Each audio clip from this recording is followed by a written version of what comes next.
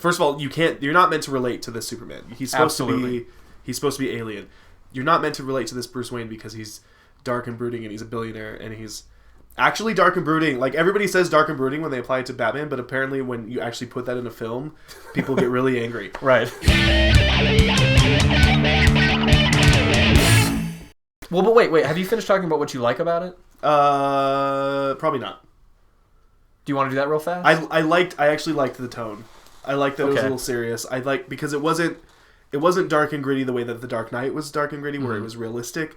It was dark and gritty and intense and just kind of terrifying and kind of like a sci-fi dystopian way. Yeah.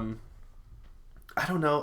What else did I like? What did you like? Well, I think on that point, the tone, to me, the reason that I like it is I don't look at this and say like, "Ooh, this tone is good."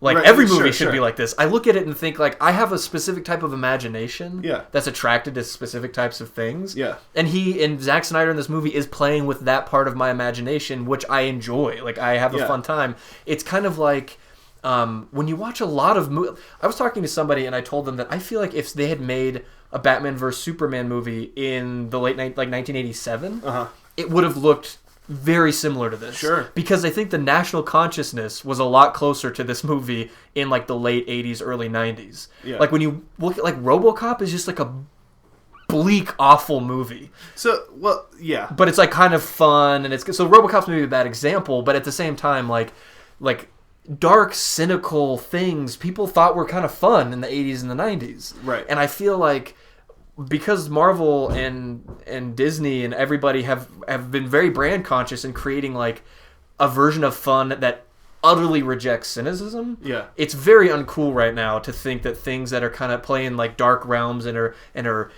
because this is absurdly dark. This movie, and that's kind of fun. Like, have you seen? That's exactly it. Like, it doesn't have to be like a perfect balance of dark and light all the time.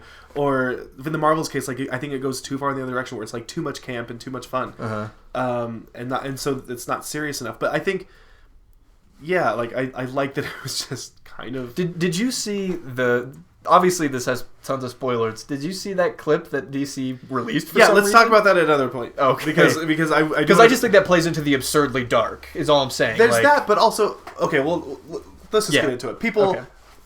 The first thing I saw was like, oh, there's this deleted scene just as bad as the rest of the movie, and I watched it and I was like, this is awesome. No, what is wrong with this scene? Because they're totally doubling down on the bonkers science fiction element. Of course, I want to see Lex Luthor taking a jelly bath and communing with some sort of like horned demon with the mother boxes. Yeah, the mother boxes. Why would I not want to see that in a comic book movie? Like, that's communing. How are they communing? Like, the fact that they call it communing, I was like, are they like having like telepathic sex, or are they? Or is he like partaking of some sort of sacrament? It looks like some sort of like prayer. Like he's like sitting in this like, blood. Is Lex Luthor like harnessing, like tapping into some sort of forbidden power that's going to carry on to the next story? Like, that is endlessly fascinating to me. Yeah.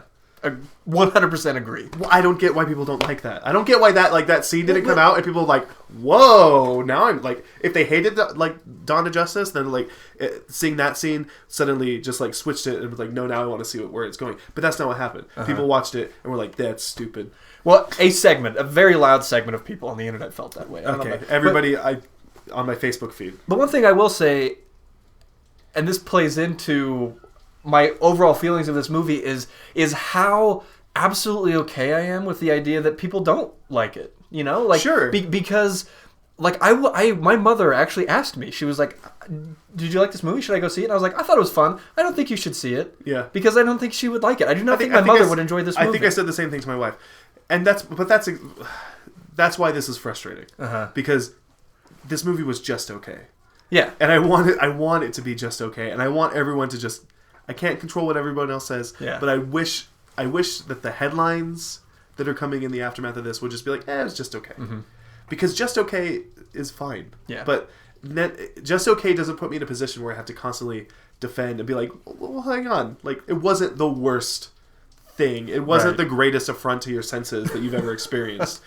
which is, I feel like that's kind of the reaction it's getting. Yeah, part of me, and this is dumb because this is an argument that's not actually worth having, but part of me when people say things like, this movie is the biggest affront to geek culture I've ever seen, again, actual quote. This is actual, at least a paraphrase, I want to know how they react to the myriad other comic movies out there that exist. For example, Batman Returns is significantly more cynical than this movie, more absurdly dark. The conclusion is... has far less Batman. The conclusion is a bunch of penguins with rockets on their backs and penguins stealing the children of Gotham City. And the penguins march through Gotham with like stupid little Danny things DeVito on their head.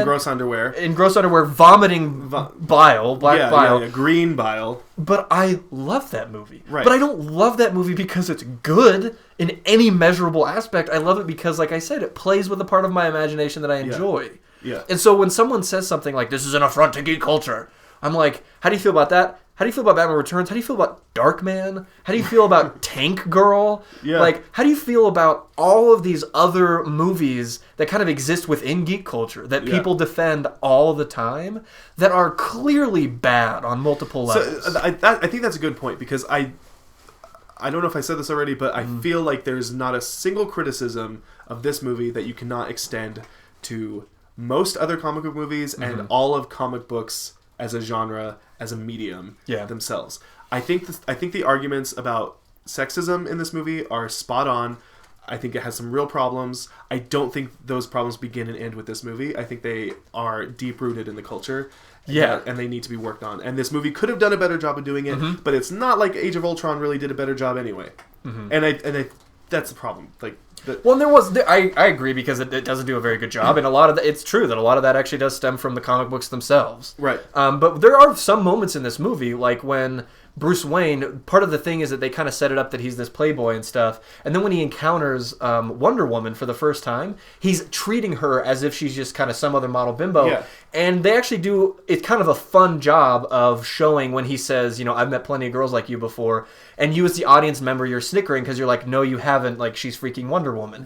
That's not like a glowing example of fighting sexism in movies, because it's still like not that, like, there are plenty of better ways that they could establish that Bruce Wayne's chauvinism should be looked down on.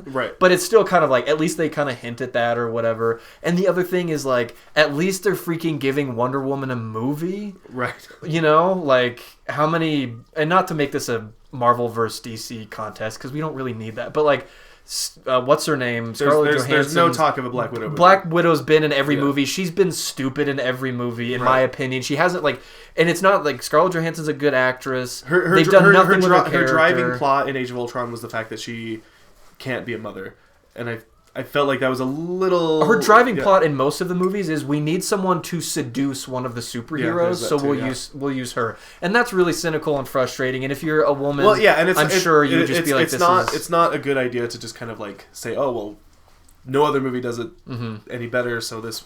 Like, it shouldn't get a pass on it. That's not the discussion. And that's my point, is that there are very real criticisms of this movie that don't have to extend into hyperbole to like get their point across, and that's one of them. But I feel like that argument is getting totally like shoved down by the fact that people are being like, Batman kills people.